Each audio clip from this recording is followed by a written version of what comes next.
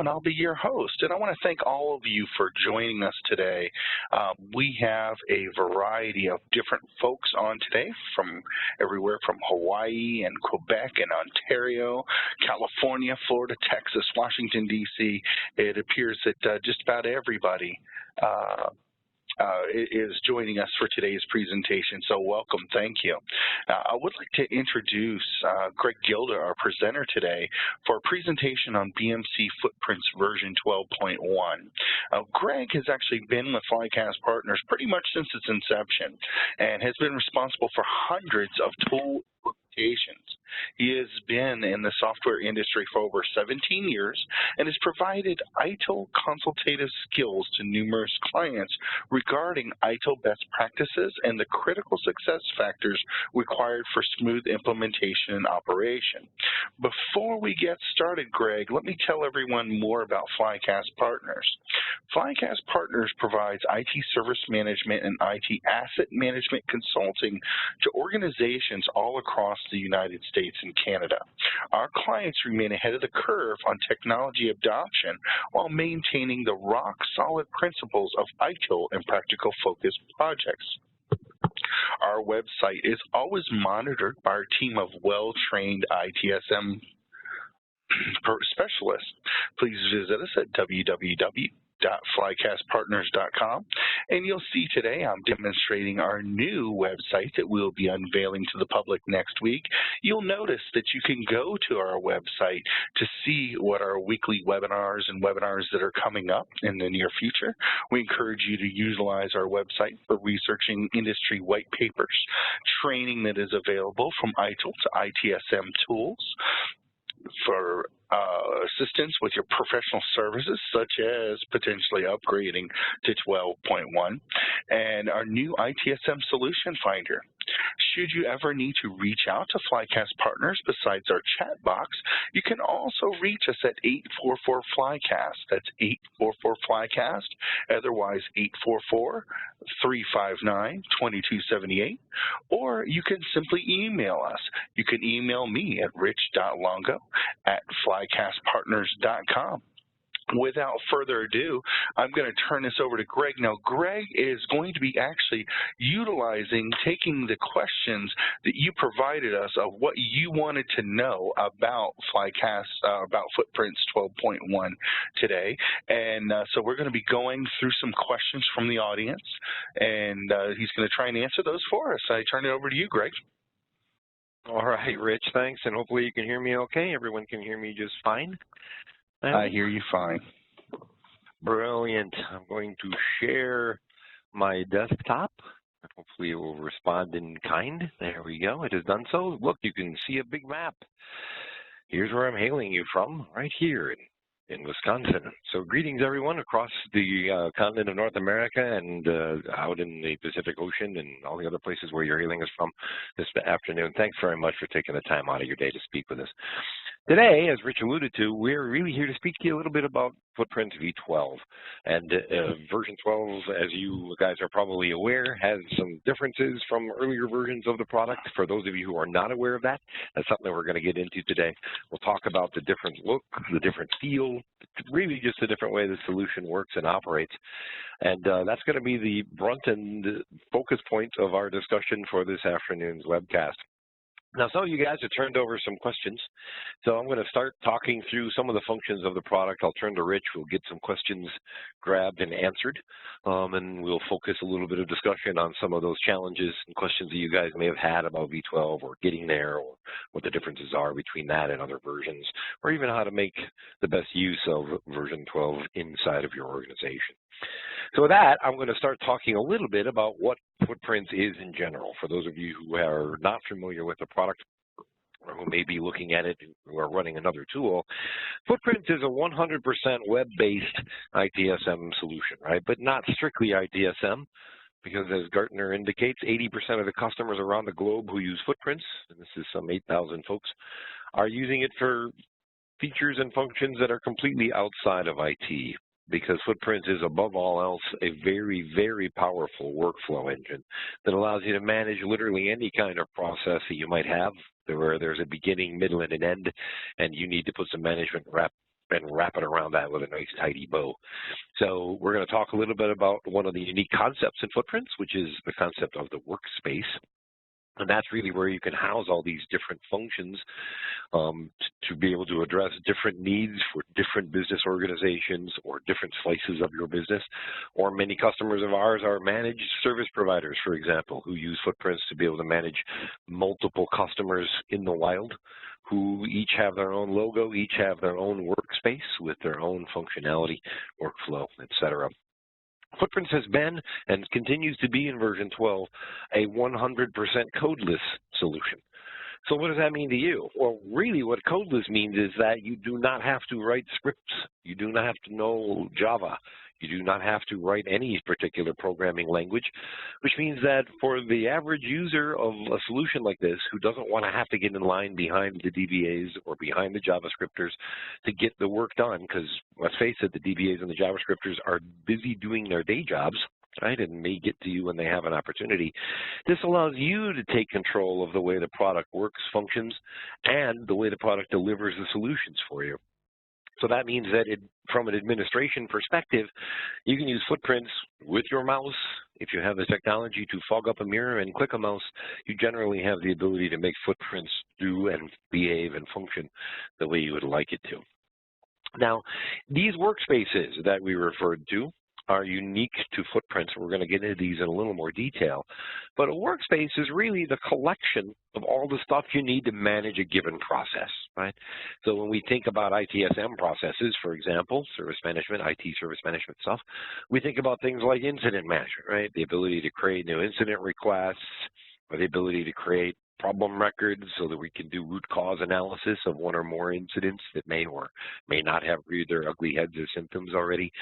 We can manage change requests so that the ongoing modification of our controlled IT infrastructure can be properly controlled through the use of a robust change process that allows one or many people to decide whether or not a change should be authorized and therefore performed. As you can see, I have other kinds of requests that are available to me too.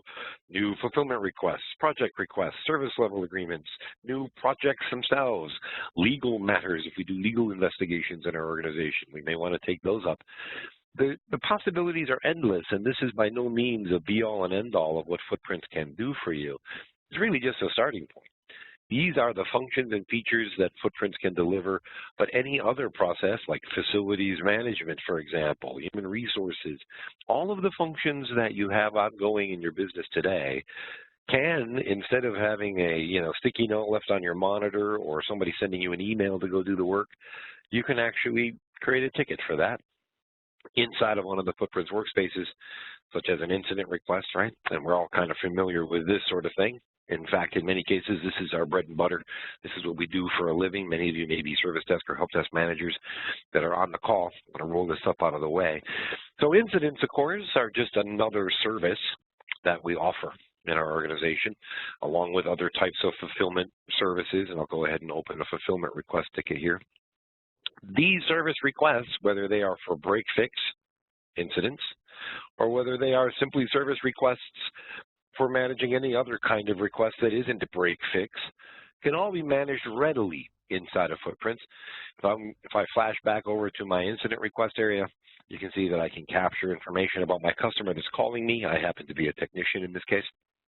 So I can get information about my customer. I'll just pretend the customer is me, and I'll go ahead and grab me and pull my information in. Footprints has now pulled my information from our address book. And the address book in Footprints can point to your Active Directory system. It can point to Footprints itself. It can point to an external SQL source, for example, so that you can have a source of truth about who all of your contacts are. Footprints can also then begin to capture all of the detail that you might want to capture on your forms, right? So information about how the ticket was submitted or the status of the request, its impact and urgencies so that we can determine priority appropriately, right? Get the correct priority set. The ability to capture notes inside of your ticket so that you don't have to share these internal technical notes with your customer. That way, when you're passing this around between technicians as we resolve our issues for customers, we don't have to let the customer see all of the hairy technical details. We can keep that just for us, while the customer gets an exchange right here through the description field. Updates here can be sent to our customer so that they'd be able to view that information. Now, of course, our customers can interact with us in FootPrints as well, right? We don't have to have folks just call us. We can absolutely have folks email in, right? So if I were to go into my email system and email into FootPrints, every workspace in FootPrints, right, every collection of all the stuff I need to manage a given process has its own inbox. So my change management process would have an inbox so that it could intercept inbound emails and thereby automatically create tickets for those. My new problem request, right, I can have an inbox for it so that it can manage its own inbox, just like a human would, looking at its email. And then, unlike a human, it actually deletes its email when it's done, and it creates a ticket for that email, right, automatically, and notifies whoever sent the email in that the ticket has been created, telling them whatever you would like to say. So your customers can absolutely interface with you through a common technology that they're all familiar with, or they could simply log into their own portal and you can give them access to your service catalog, for example, so that they have all of the organization's services available to them to choose from and can drill into any of these services and see additional details, additional types of requests that are available to them. In this way, you can make sure that the customer experience is as seamless as possible, right? That way, they can simply go to what feels like a shopping experience, find the service that they want, make the request for that service with minimum clicks and literally no typing. And your customer can now gain access to those functions instead of having to fill out a ticket. But if you'd rather, you can let your customers simply report an incident directly on an incident request form. And notice that my incident request form for customers is very simple, right? Intentionally so, because I do not want customers to have to trip over themselves to fill this out. And anybody who puts these things together will tell you, when you start building this stuff, the more complex you make the interface for the customer, the less likely they are to use it. The more likely they are going to call you and say, you know what, too many forms, too many fields. I'm just going to call you and let you fill them in. So if you're looking to get customers driven to a customer service portal, FootPrints absolutely provides that capability. And because you can use multiple workspaces, you can give your customers access to different kinds of requests, right? They can access different kinds of things depending on who they are or which division of the organization they work for. So we can split that work out and have each customer's experience be truly unique. Even to the point of allowing different customers to see different services in their service catalog, right? So if I want to, I can allow my customers to see information about HR services or training services, or I can give them the standard service catalog and allow them to see information about my IT services and my AV services and my investigative services if we perform those, etc. Each customer, therefore, has the ability to see only the services you wish to provision to them, which means FootPrints now starts to become truly multi-tenant, right? Other folks can be inside the tool, using the solution, and each can have their own unique look and feel, if they want to, for their workspace, with the content in it that matters. So as a high level, we're looking at a web-based solution that manages its tickets through a unique concept known as a workspace, right? Which is that collection of all the stuff that you need to manage your process, your change process, your facilities request process, your human resources process, etc. Even, yes, all of your IT processes. It's totally codeless, so you never have to write a scrap of code. You don't even have to know how to spell DBA or SQL to make FootPrints work, because the DBAs will be like their Maytag repair guy, right? Not a lot of work to do to maintain the FootPrint solution. They don't even have to set up the table structure. It does that itself during the installation. And that only takes about 30 minutes to do the entire install. So it's a very small architectural footprint for FootPrints, and it doesn't take much in terms of overhead to maintain. So, Rich, I want to come to you for some questions maybe and see if you have anything out there. Do you have anything on the list for folks who were curious about, because I know that I would like to be able to talk about it, any folks who were curious about differences between V12 and earlier versions of Footprints, perhaps? Oh, we sure do. We have quite a few, but the first one's Alvin of PwC Canada. He is interested in the difference between 12.1 and the other previous versions of Footprints.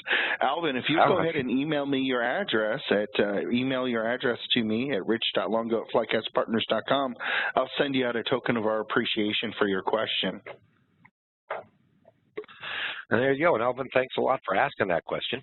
The differences between version 12 and earlier versions of Footprints, for those of you who may be familiar with it, right, who may be using Footprints right now, the differences, aside from the fact that we're looking at some major cosmetic differences, right, they've tremendously improved the look. The differences really go deeper than that. Footprints, from a code perspective, used to be written on Perl, right? So it ran old Perl scripts and a little bit of Java and some CGI code under the hood, and that's how it served up as web pages. And the earlier versions of Footprints worked great. I mean, it became Numara's flagship product, and it was such a powerful product that BMC recognized it, bought Numara, retired BMC's own flagship product in this market space called Service Desk Express. They retired that in favor of Footprints, simply because of the power that was under the hood, even of the earlier versions. With version 12, which had been in production even before BMC acquired Numara, some 3 years back now, version 12, what they wanted to do was turn that model inside out and on its head. So the previous model was indeed a Perl script-based solution. Now it is 100% Java behind the scenes. So it will run on virtually every platform. There are billions of devices, as Oracle is fond of telling you, that currently run Java. And Footprints is certainly one of those solutions. But it doesn't need to have all that stuff separately installed on your local machine. It can simply run it from that information base on the server. The other big differences are the fact that, unlike old versions of Footprints, where everything was done through the workspace, right? So for those of you who were Footprints users, and for those of you who aren't, please bear with me when we talk about this. You used to have to go into a workspace section kind of up here, right, and choose the workspace that you were in. And that was the workspace you were working in. So if you moved to the change management workspace, then you couldn't create an incident unless you moved to the incident workspace, right? And then you couldn't create a problem unless you moved to the problem workspace, because each workspace was fit for purpose and had the fields and data necessary to manage those processes. Footprints now still uses the workspace concept, right? So we still have workspaces, but the difference is that all of the stuff I need is brought back to me at my console. So you interact with the solution now through a console where all of the workspaces that you as a technician or you as a customer may have access to, all of those are visible to you so that you can gain access and create the tickets that you need, make the requests that you need to do your job, to make it work, without having to drill into each workspace separately. Instead of bringing us, instead of bringing us to the mountain, we are bringing the mountain to us. Inside of Footprints now, all of the info that you need is brought right to you on your home screen. So we know that there's a code-based difference. We know that there is a difference in the way the solution fundamentally works. All the data is brought back to you. Administratively, and I'm going to show you guys how the sausage is made. Shield your eyes, kids. Administratively, Footprints is utterly different than it used to be as well. It still used to be, right, a point-and-click interface. All the stuff was done with your mouse. There was still no code required in earlier versions.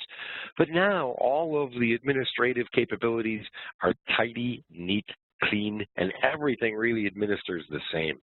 So workspaces, address books, CMDBs, service portfolios where you can manage all of your service requests and service level agreements, knowledge bases, each separate container type in Footprints is now making version 12 into an object-oriented solution. The data structure is changed so that these objects are reusable. You can link to any one of them from any other one of them that you'd like, which is another topic that I'm going to get to in just a second. But really what that means is Footprints allows you to truly take advantage of the relational database that lives under the hood.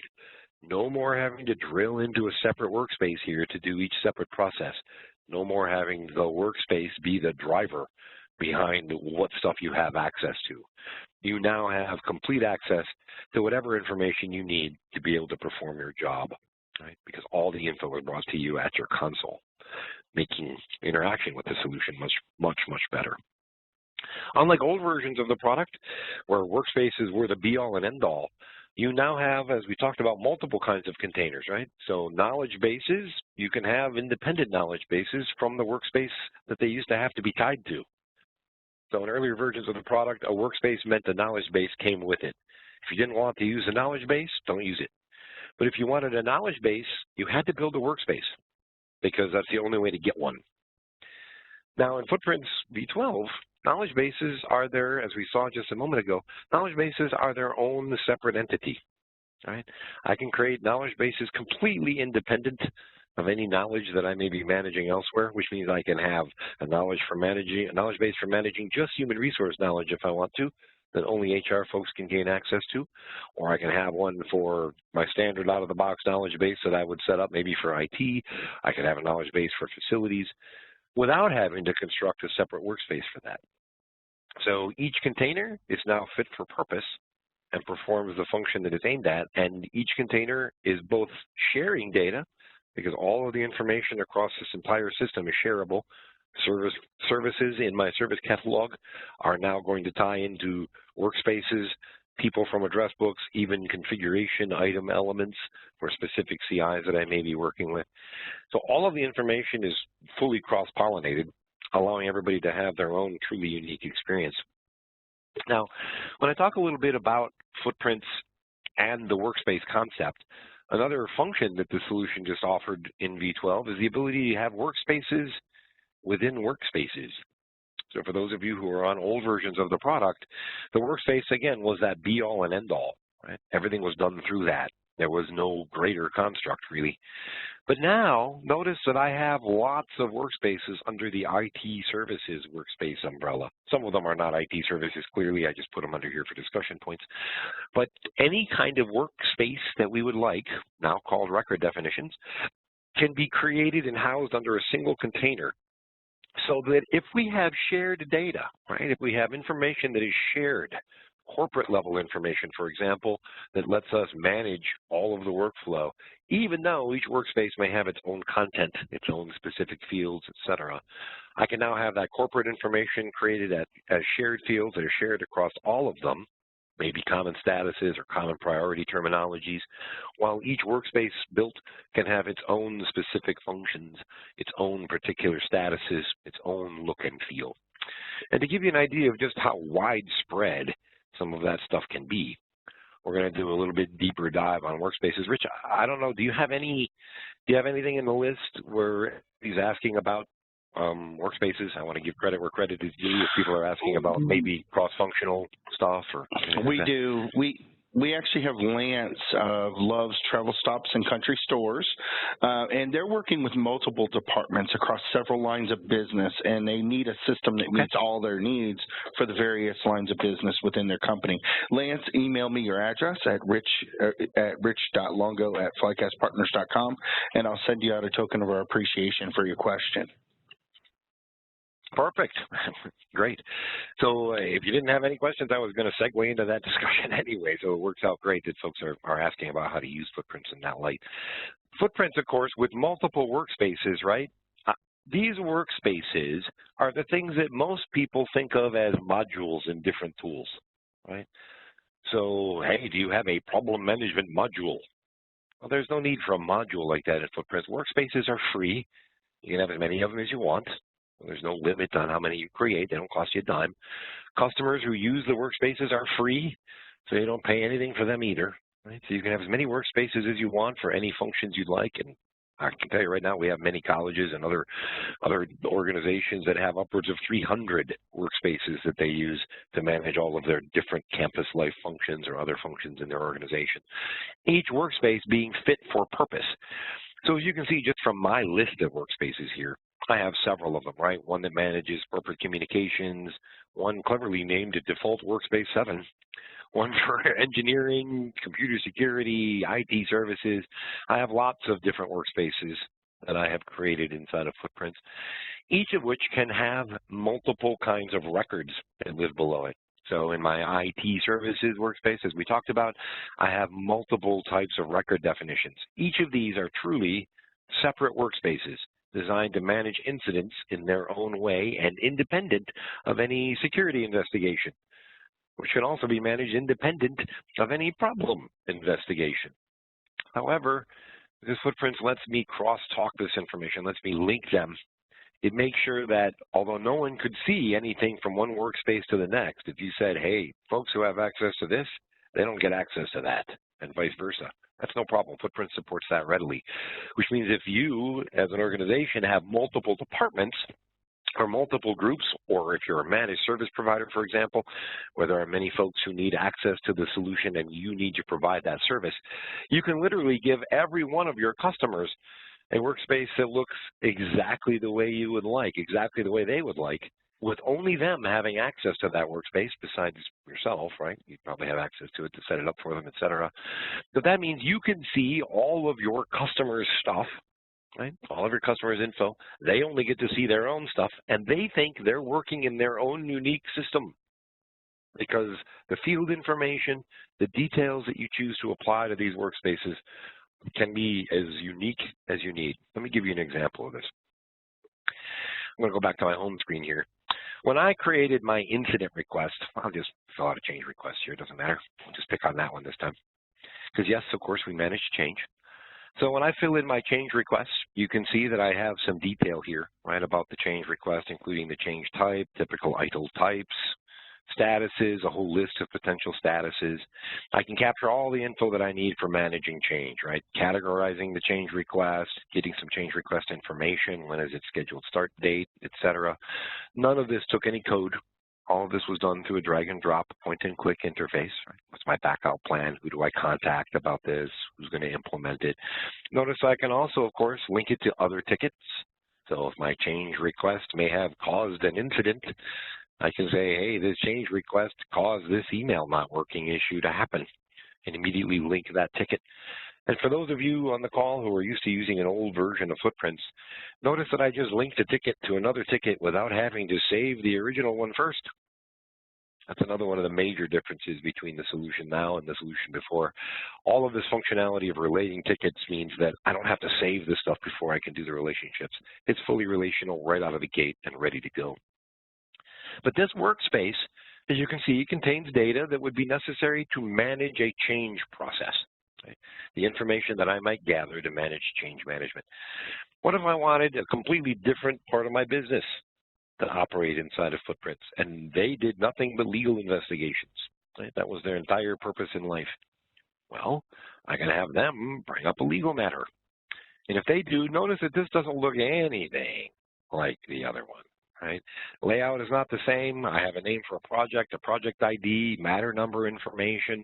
My statuses are not at all the same.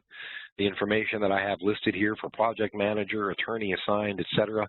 All this detail is being brought to you through Footprints, through the use of a different workspace for managing legal requests. And this workspace has its own form data laid out so that when I make choices, the solution will automatically light up fields that I need to fill out as a result of the choices that I make. And you can see here that I triggered a rule that said, hey, if you've gotten this far, I put a rule in that says no action taken. You didn't do anything with this ticket yet. You should have. And I, of course, made up the part about 90 days just so that we can notify people when certain things happen or don't happen in time.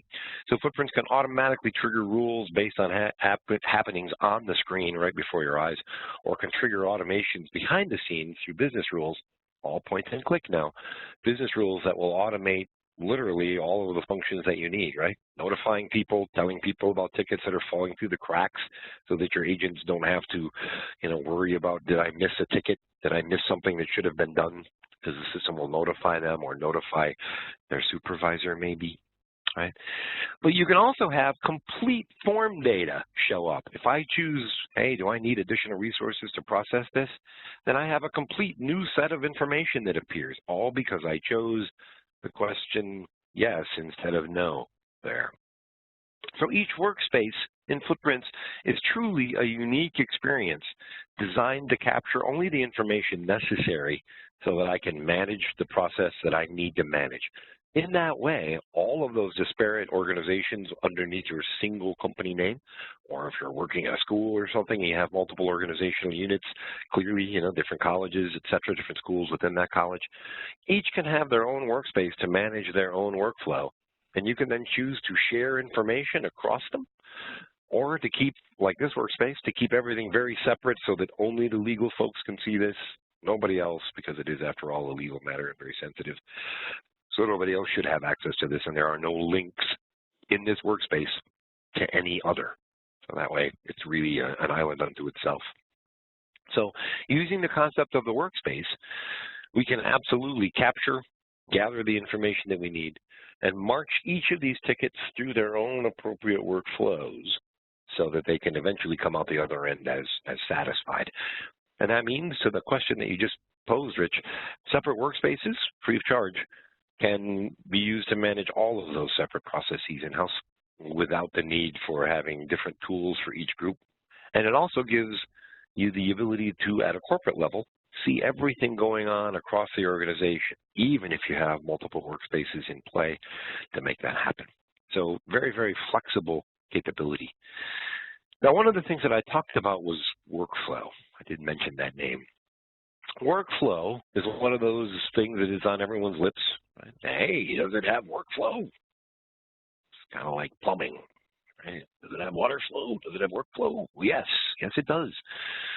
Footprints of yore had workflow too, old versions of the product, except that workflow was not really done in one place. You did it through escalation rules or auto assignment rules or auto field rules or some kind of different kind of rule, right? Change management rules, blah, blah. Footprints now manages all of its workflow in a visual workflow designer.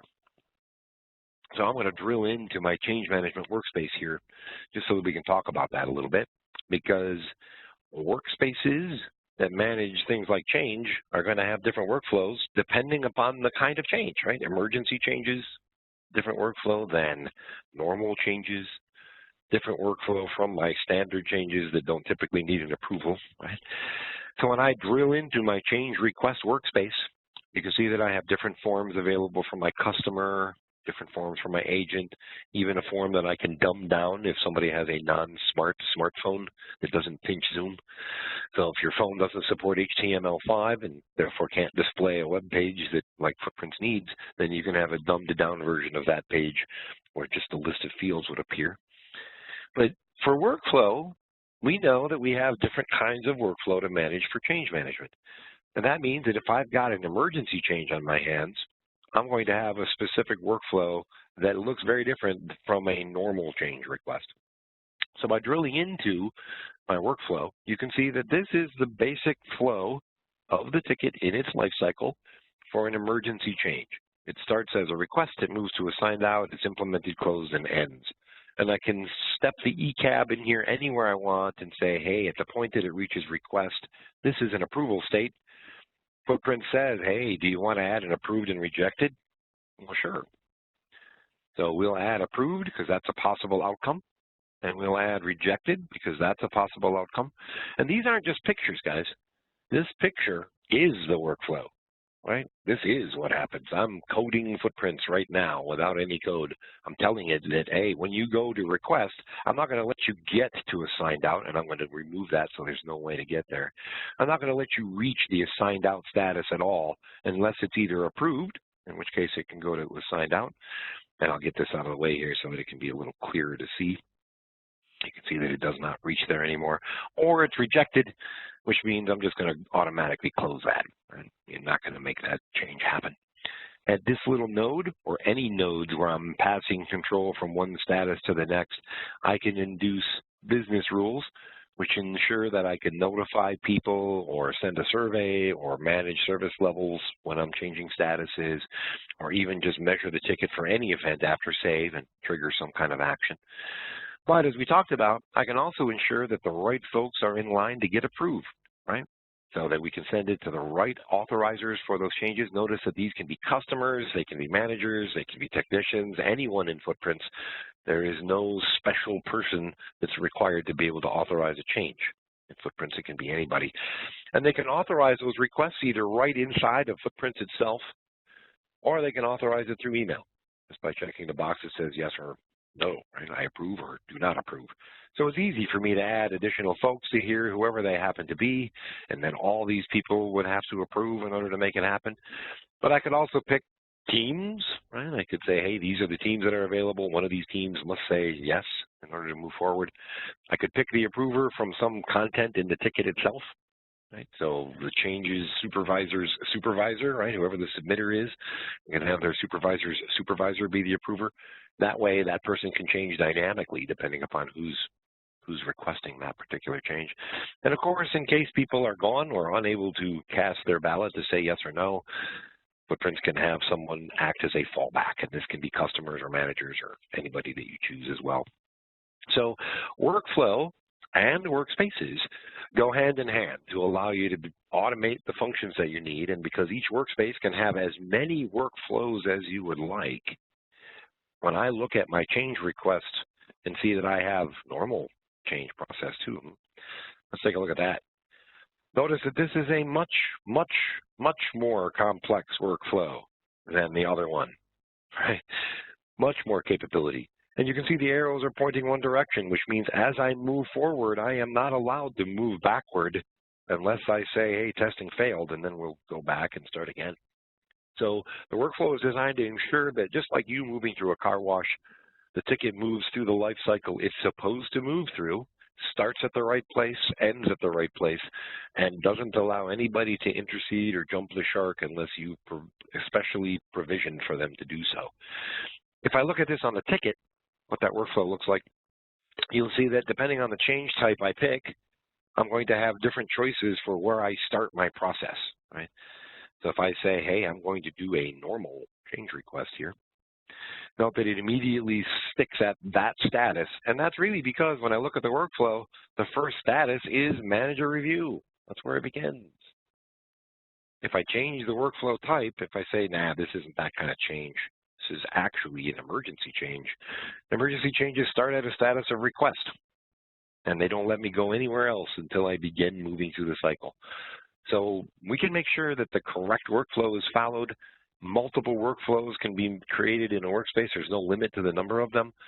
So that means that if you're taking incidents in your incident management system and you're taking them over the weekend, you can have those tickets processed with a different workflow because they happened after hours, during non-support hours, et cetera, versus the stuff that happens maybe during hours, right? So workflows can be used to manage based on any criteria in the request at all that you'd like, and you can easily make the solution do what you need. Now, because we can gather all this info, right, that means that we can literally capture any data that is important for us to search or find. And finding information in Footprints really means, hey, do I have the fields on the form that I need so that I can capture from a searching perspective and subsequently from a reporting perspective all the detail necessary so that I can begin to manage my process. So of course, just like older versions of Footprints, for those of you used to using it, any field you create, you can search. So there is no limit there. And for those of you on other tools who may not have that same search flexibility, this really allows you to capture any details necessary for your process, right? Any kind of field you want. And capturing the information about those fields, and I'm just going to continue to pick on change management because I'm here, capturing the information about those fields is really a matter of creating the fields that I would like to build, right? What kind of fields do I want? Here's a list of the fields in my change management workspace, for example.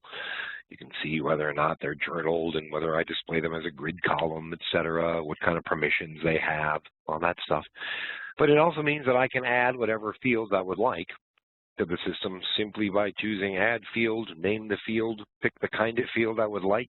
Is it rich text? Is it a multi-line character field? Is it a single select field, also known as a drop-down, right? Big text blob field, maybe a calendar or a work schedule.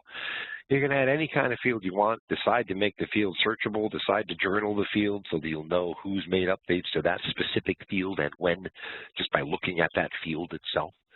Even decide to make it filterable for use as a part of a knowledge base article if you want to search based on that. So creating any kind of field you want with any kind of permission, manual required, right? You have to put it in, or maybe it's optional, maybe it's hidden, nobody gets to see it, right, on the form, but we put information in for rules. So you can create whatever fields you'd like. Once you've created the fields that you want, you can simply drag them onto the form. So if I would like my agents, my technicians, to see certain fields on my form, I'm just going to reach in here and grab something. I'll grab my category field and put it up here just to give you an idea. You can see I have a little plus that's sitting next to it there. That plus says, hey, if you let go of it in this spot, the field is going to appear right where you put it. Here, there's a little no symbol, so it's not going to appear there, but it will appear as soon as I let go. So any field that I want to put on any tab, right? And if I don't like the tabs that are here, I can just make my own. And then I can add the field information to that tab if I want to, right? I can grab this category thing and say, hey, really secretly, I wanted it down here, you know, a little further down my page in my own tab. Or if I said, look, what I'd really rather do is have this tab of mine somewhere further up the list so that I can more easily get at it, right? So I can more easily see it. Then I can just take that information, grab it, move it down to my own tab, decide where I'd like it, drop it on the form, and now I can begin laying the information out. And these tabs can each be designed with whatever size you'd like, right? So the tab itself has its own columnar layout. Each tab can have up to 6 columns, or 1 column, or anywhere in between. So that means the forms can really be laid out the way you'd like. But the purpose in laying them out is so that I can eventually search on them, right? So that I can find information. I'm capturing this data so that later I can use it for something. And most commonly, that something is reporting, right? Now, for those of you on old versions of Footprints, you know that up at the top of the screen in the middle here, you had a little search bar, just like this one, right? And that search bar let you search for anything in the workspace you were in. So if I was in change management, then my search would search change management tickets. Brilliant, makes sense. If I'm in the incident workspace, then it would search incident tickets. But because Footprints now brings the information to you, you don't have to go to it. You can search anything from anywhere. So for those of you who are on the call who are using old versions of Footprints, I throw down my gauntlet, D'Artagnan, and I say to you, I want you to do a search from your administrative screen for tickets that are incidents that mention email. Right? So I want you to do a search right from inside of your admin area for email tickets, and have Footprints return that information to you right here on the administrative tab. Impossible. You just cannot do this in the old versions of the product. They've really made changes in the way the data model works. You can grab your data from anywhere. So simple searching, finding simple stuff, shows me all the information. Of course, they give you a list of ways that you can structure this search. Now, if I want to search other things, right, I can search every object I have. So everything I've created in my IT services workspace, my legal stuff, everything is searchable. But note that these workspaces would not be searchable by people who don't have access to search or who don't have access to see other workspaces besides their own. So Footprints make sure that if you don't have rights to look in change management, or if you don't have rights as a user of the tool to see somebody else's requests, you don't get to see them. It's fully segregated, that gives you the ability to be able to see all the data that you need to manage it from a central position. And if you want to do more advanced searching, well, you can simply create a new search, labeling it anything you want, deciding whether that search is private for you or whether it's shared with other people. You can decide which containers to search in. And for those of you keeping score, this is another area where Footprints v12 differs radically from earlier versions, because in earlier versions, when I searched across multiple workspaces, like I have the ability to do here, those searches were subtractive. The more workspaces I added, the fewer common fields I had in order to search, right? So it did make a big difference depending upon which workspaces you added into the system to search. But now I can search on multiple workspaces without any trouble at all. If I want to look in my out-of-the-box stuff and say, hey, I'd like to search change requests, and maybe I also want to be able to search my human resource requests, and maybe I also want to grab those, make sure I get them in. I could search facilities requests or facilities information. I could search my surveys, incident records. I can search all of them. And this is the search builder now. This looks very different from the older ones. Notice that all my common information is available here. So any fields that are common to all workspaces are here. And any fields that are unique to each workspace are going to be visible per workspace. So it's easy for me to find information based on whatever criteria I want, right? If I'm looking for age of service requests or age of incidents greater than 4 days, right? These should be closed by now. So I'm just going to say, hey, anything that's greater than 4 days old and not yet closed, because that's probably important. So we'll look down on status, because status exists across all of them. Status not equal to closed, not no value, but not equal to, how's that? Not equal to closed. Notice that all my statuses are here, right? Including the ones from change management. So it lets me search across everything. So if it's not equal to closed and it's more than 4 days old, that's probably important.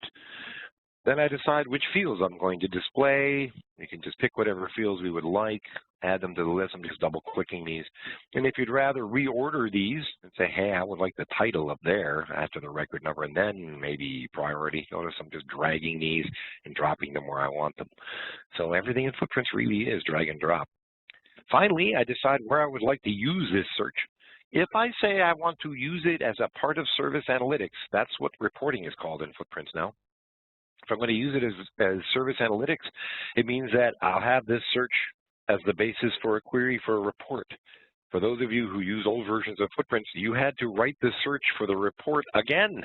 If you wanted to make the search you just did into a report, you had to search again for the same things. Now you can simply reuse the search over and over. You can also publish the search to what will be a forthcoming mobile application. Right? So for those of you who love the Amazon app but don't browse to it on your phone using the real site, you will have some options in the not too distant future. And finally, of course, you can see all the stuff that matches my criteria. I can add additional columns here if that's what I'd like to do. So if I want to say, hey, I'd like to know when this was created, easy enough. Sorting on any of these columns, etc. So searching means that if I save this search and give it a name, it's going to be available to me in my advanced search area. I'll be able to pull up those searches and look at any of them anytime that I want, right? All my active problems, any search that I've created. But that also means that if I've said I would like to use them in reports, that I can.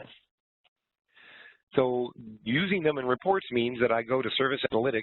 For those of you not used to Footprints, this probably looks fairly slick. For those of you used to old versions of the product, this is not at all your father's Footprints, right? It doesn't look at all like the reporting functions that you used to have. You still have ticket management report capabilities, so turnaround times, typical metric style reports, but you can also do custom reports, cross workspace reports, even dashboards. I'll go ahead and bring that up and we'll talk about that in a minute. And no matter which report type you build, you have access to those reports once they've been created. You can see I have a couple of reports for each of these, a couple activity, a couple average age. I have some custom reports in here that I've built for looking at custom information. So no matter what the detail is that you build, you have access to it right here once you've created the report. And any report, whether I'm editing that report or creating it from scratch, is going to have the exact same interface that we'll talk about. It's like this, really. But in this case, I'm going to create a dashboard. And building a dashboard in Footprints V12 means that when I build a report, I can choose at the time of constructing the report or when I edit it, whether I would like that report to be available as a part of a dashboard or not. So you can see these are just sort of random reports, right? And by me clicking on each one, I'm saying, yes, make this part of a dashboard. Make this part of my dashboard. So each dashboard that you build is really a mashup of any reports you've chosen to add to the dashboard, making dashboard creation a much, much easier process in Footprints than it ever was. And you can see here, if I've said, yes, I want to view this in a dashboard, that means that it'll be available here for me to choose add, and therefore I can make the report part of the dashboard if I want. And if I say I want to make it part of Service Core, what that's really saying is I would like it to be a part of my home screen. I would like to have that report visible right here on my home screen so that I can look at it, right, so I can see the information. So this is the report writer and the report editor. They're identical. It's the same thing. I'm looking at my custom report titled My Report. I can now describe them. I didn't used to have that capability before. I'm basing this on whatever search I want. So any of those saved searches that I created that I can use as queries. In this case, I'm looking just for active tickets. And these are the columns that I picked. You can pick anything that you want. And all of the items that you've chosen to link to this, right, anything you've chosen to search for, including configuration items, other elements, are all going to be available to you to include as part of your output. Once you scroll down a little further, you'll see a section that I'm going to talk about in a minute, but you'll see all of the tickets that match my active request option, right? These are all active tickets, have not yet been closed. And I can export this information right now as a PDF that you can take with you to a meeting somewhere, or export it as an Excel file, for example, if I want to. But most folks export to Excel so that they can manipulate the data. And there's no real reason to do that. You can manipulate the data right here in Footprints, adding formula to lines. You never used to be able to do this before. There's full formula help. So all of the help capabilities here, you can see all the formula functionalities that you now get. None of this was available in earlier versions of the product. So really, you can now add formula, change layouts, sort, filter your data, aggregate your data, group it, all the stuff that you would have to export before. Even perform date math, right? Right here inside of Footprints. No need to export into Excel to make this happen. And of course, if you want to do charts, like everyone does, you can add whatever kind of chart you would like, including gauge charts. And even Excel has a hard time producing a gauge chart, to be honest with you. You have to lay a couple charts over the top of each other with some transparencies, blah, blah, blah. But I can create pie charts or any kind of chart that I would like. I can also export that as in the PDF or as a raw Excel file. It'll be pure Excel when I do. You can see my PDF over here with the information that I created before. This is fully selectable. So that PDF output, selectable, printable, zoomable, shareable, whatever I'd like to do with it. Makes it really easy, really, to begin using Footprints to do reporting. And because we can report on it, right, you cannot steer the ship if you don't know if you're off course. Very difficult to know which way to turn. So when the report starts saying, iceberg, right ahead, you can actually turn the rudder. Hopefully the rudder is big enough, right? But you can turn the rudder and escape the iceberg, and yay you. Because you can now get information out of Footprints that you simply had a much harder time getting out of the solution before. All right, before we wrap up, I just was curious as to whether or not anybody had posed any questions about a topic I want to be able to talk about, which is how do you get here, right? If you're on earlier versions of the product or not.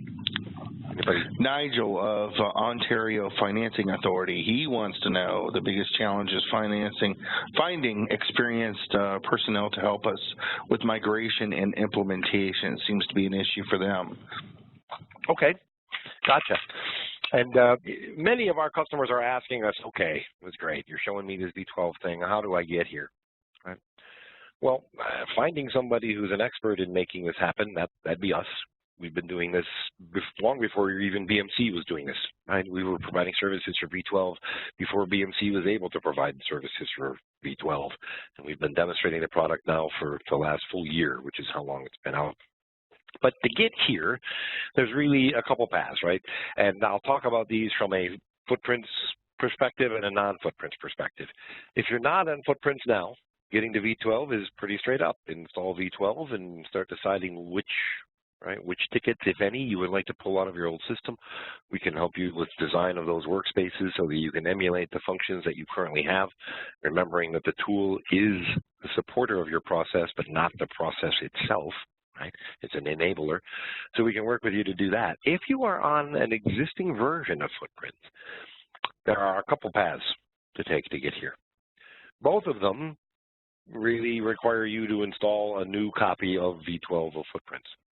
And the reason for that is, unlike old versions of the product that were based on Perl, as we talked about earlier, new Footprints is based on a whole different language. You cannot just lay this over the top of your old version of the product and have an upgrade in place. All new versions of V12, of course, all subsequent releases will absolutely lay right over the top of themselves, just like they used to in the old version of the product, making your upgrades as seamless as ever. But to get to the jump to make the new tech, you can either use the BMC migration tool, right? Some of you may have seen this, heard of it. We've been beta testing it long before V12 ever came out on the market, and playing with the migration tool to see what we could do to make it work for them. And really, it works reasonably well, given the fact that what it has to do is take your old workspaces, the shells of those workspaces, right? What you see in Form Designer or what you see in terms of the number of fields that you have laid out on the form. And it will export that as an XML file that you can subsequently re-import right inside of FootPrints v12. In fact, when you go to create a new workspace inside of v12, one of the options you're given is to create it from a template and then point footprints at that template. This means that the workspaces themselves are now portable, right? I can create a workspace for you right here, send it to you from an email using an XML file attachment. You can import the workspace I built for you here into your own system and begin using it. You cannot do that in earlier versions of FootPrints, so that's a huge difference. But it also allows you to import your structure, your basic structure, from your older versions of FootPrints. Now, you do need to be on the 11.6 release at least in order to make this happen. So for those of you who are on version 10 or earlier of FootPrints, you'd have to get yourself upgraded at least to version 11 before you can move forward, because they do need a stable code base to work from, right? So that's why on the 11. But then the migration manager comes in two pieces. One is the advisor. And the advisor's job is really to advise you about things you've done to your footprint installation that were not done through the GUI.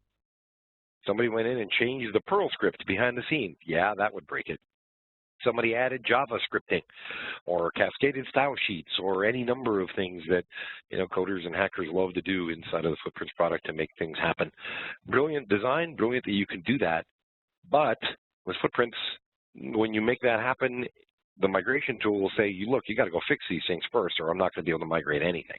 So it expects the stock code base, basically. You can have all your workspaces configured. You can have all of the stuff you've done through the interface configured and ready to go, but you just can't have injected your own scripts or your own Java or your own any other thing into the solution, right? Anything that you did outside of the GUI. So the migration advisor will tell you what's wrong, if anything, and the migration manager will export all of your workspaces, not the tickets, right?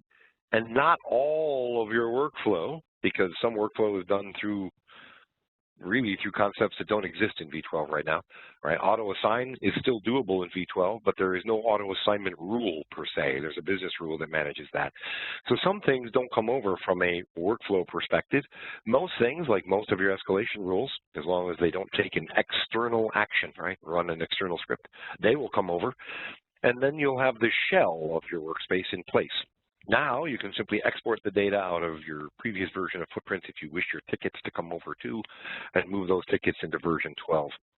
The other path is to install version 12 and simply look at your existing system and say, do I want my new car to look exactly like my old car?